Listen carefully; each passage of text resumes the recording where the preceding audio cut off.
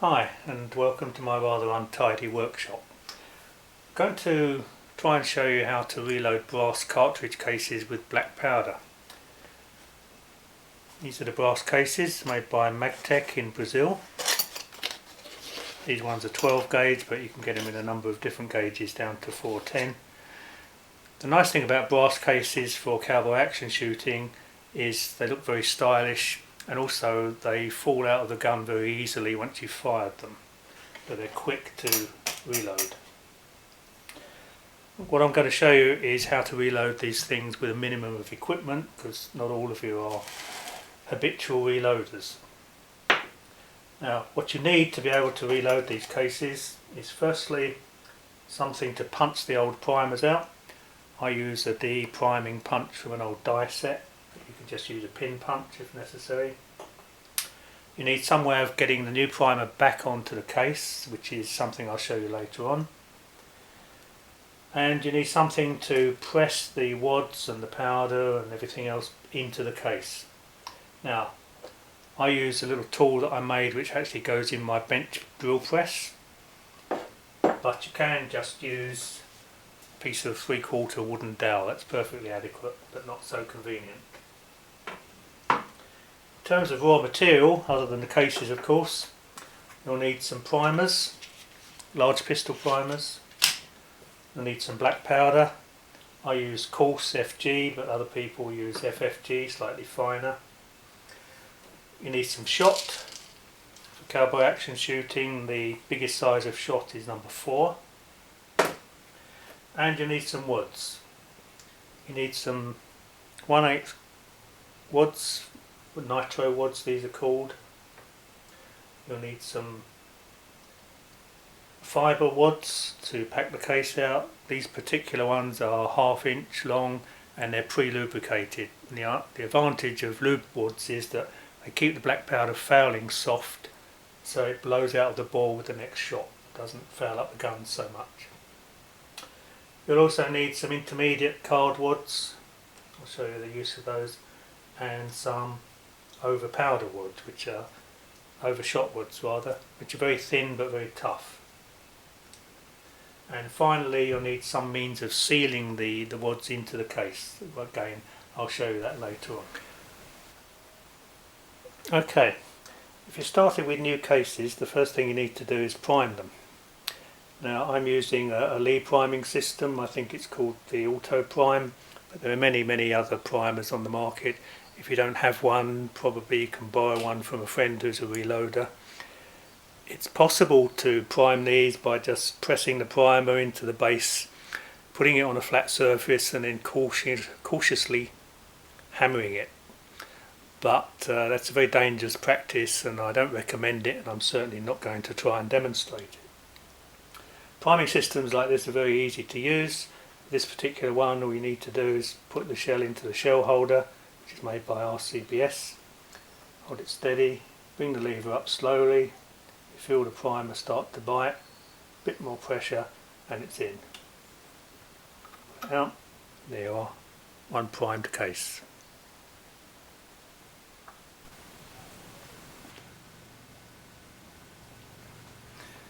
Having primed our cases, we can now proceed to the more interesting part of assembling the rest of the shell.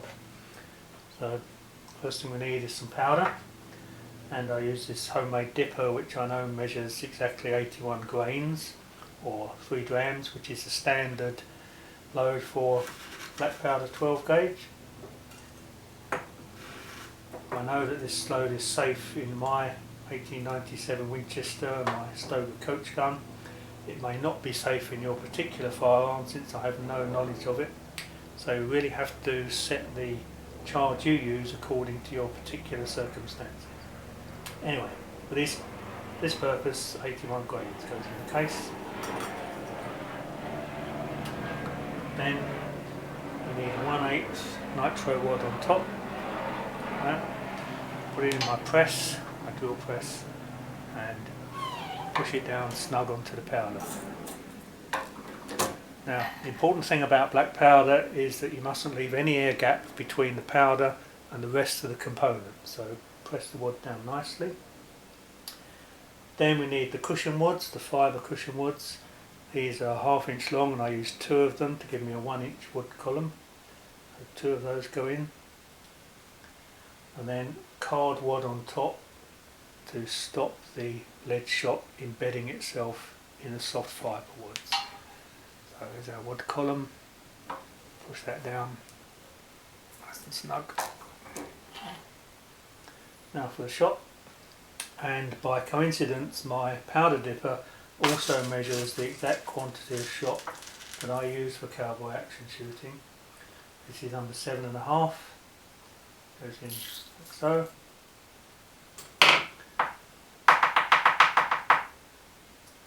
Drill down, shake it down to settle it, and then an overshot wad on top. Just give that light pressing just to make sure it's nice and snug. So that's almost filled the case. The final step is to put a seal around here that'll stop everything falling out when you mount the cartridges in your belt or your bandolier. The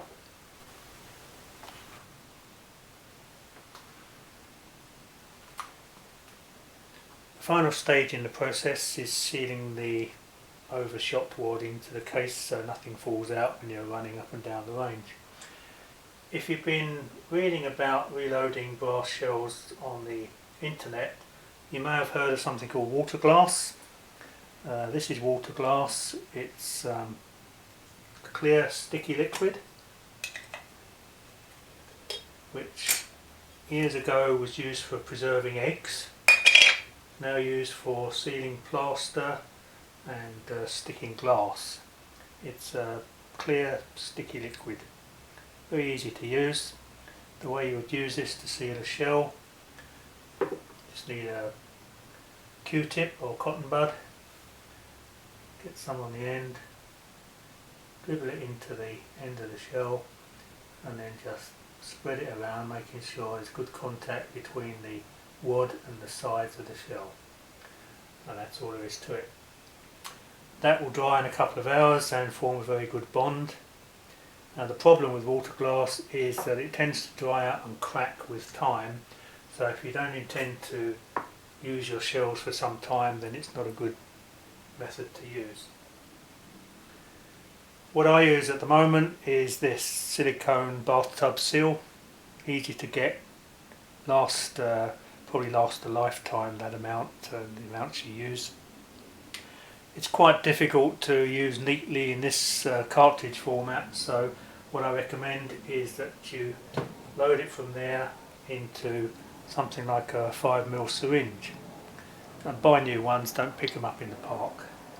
And the way to use this is just take the shell, hold the base with one hand and just angle the syringe like this, squeeze it gently to get a bead of seal out as you slowly rotate the shell. Go all the way round. Like so. There you are. That's not one of my best, but I think you get the general idea.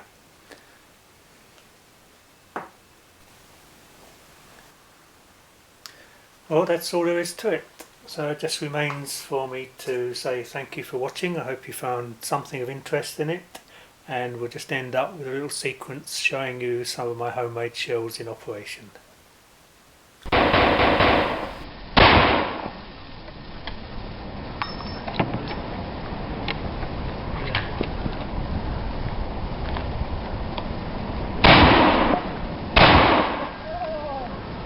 Something about this middle.